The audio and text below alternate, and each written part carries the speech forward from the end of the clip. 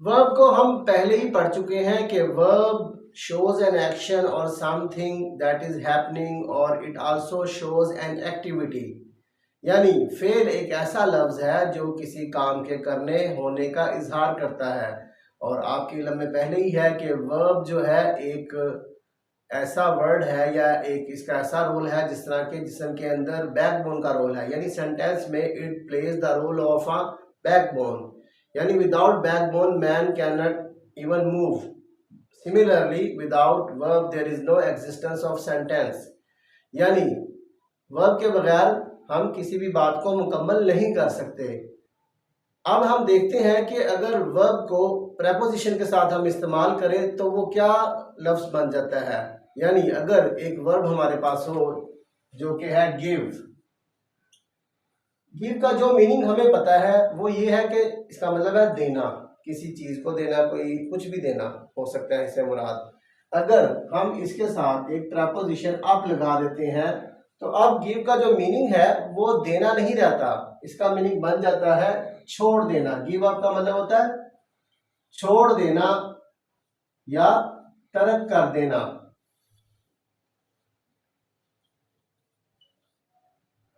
So now when there is a preposition along with a verb, it becomes a phrasal verb.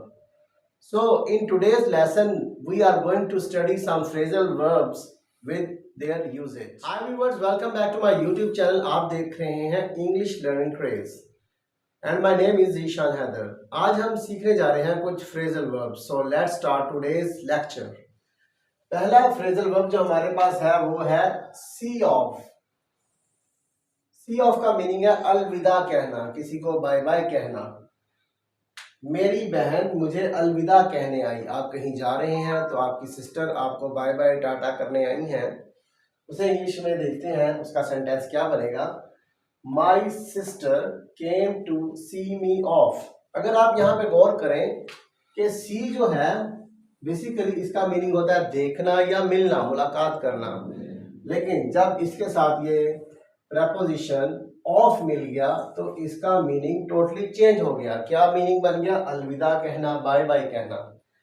Next phrasal verb देखते हैं set of. Set of का meaning है सफर शुरू करना, सफर की शुरुआत करना। सफर काफी लंबा है तो हम सफर पर जल्द रवाना होंगे। अगर सफर लंबा है तो जाहिर सी बात है जल्दी निकलेंगे तो टाइम पर पहुंचेंगे। इसका इंग्लिश सेंटेंस है इट्स अ लॉन्ग ट्रिप। यानी ये जो ट्रिप है ये लंबा है, टाइम टेकिंग है, तो क्या करना चाहिए हमें? So will set of early. तो हम क्या करेंगे? हम सफर पर जल्द रवाना होंगे, जितनी जल्दी मुमकिन हो सके। नेक्स्ट फ्रेजल वर्ब हमारे पास जो है चेक इन। चेक इन का मीनिंग है होटल या एयरपोर्ट पर पहुंचना। अमूमन जब आपकी फ्लाइट हो तो आपके रिलेटिव्स या आपके फ्रेंड्स कहते हैं यार टाइम से पहले पहुंचें, कम से कम 2 घंटे पहले पहुंचें ताकि आपकी क्लियरेंस हो जाए और आप बआसानी फ्लाइट पर बैठ सकें।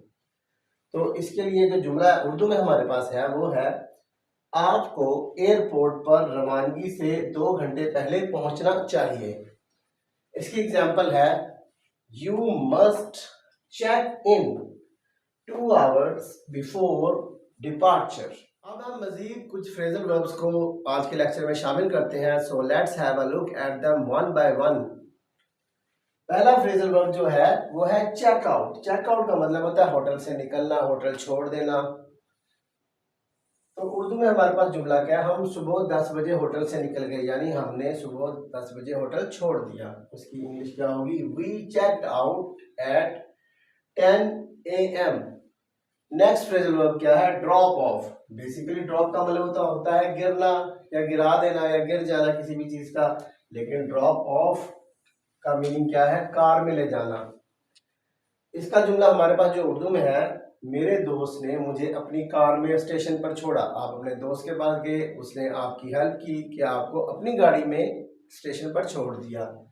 उसका जुमला हमारे पास है my friend drop me off at the station. I hope कि आपको आज की वीडियो अच्छी लगी होगी। So don't forget to like, subscribe and comment. Thanks for watching. अल्लाह हाफिज।